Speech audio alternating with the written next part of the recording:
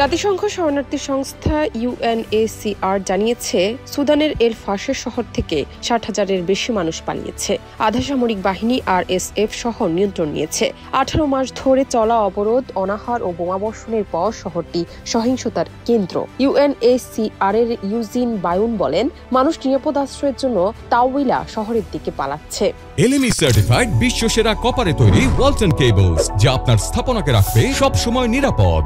এখনো প্রায় 1.5 লাখ মানুষ এল পাশেরে আটকা। শিশুদের মধ্যে অপুষ্টি দেখা যাচ্ছে, খাদ্য ও আশ্রয়ের তীব্র সংকট আছে। আনুমানিক তথ্য অনুযায়ী RSF আরব 9 জনগোষ্ঠীকে লক্ষ্য করে নৃশংসতা চালাচ্ছে, তবে তারা এই অভিযোগ প্রত্যাখ্যান করেছে। RSF এর মিলিশিয়া সদস্য আবু লুলু হত্যার অভিযোগে আটক করা হয়েছে। এই ঘটনায় সামাজিক যোগাযোগ মাধ্যমেও ব্যবস্থা নেওয়া হয়েছে। 2023 সালের এপ্রিল থেকে সুদানে গৃহযুদ্ধ চলছে। পশ্চিমাঞ্চলীয় দারফুরে গণহত্যা ও দুর্ভিক্ষ দেখা দিয়েছে। কমপক্ষে 2 লাখ মানুষ নিহত এবং প্রায় 1,20,00,000 মানুষ ঘরবাড়ি ছেড়ে পালিয়েছে। জাতিসংঘ এটিকে বিশ্বের সবচেয়ে বড় মানবিক সংকট বলে উল্লেখ করেছে। এল ফাশের নিয়ন্ত্রণের কারণে দেশটি ভৌগোলিকভাবে বিভক্ত।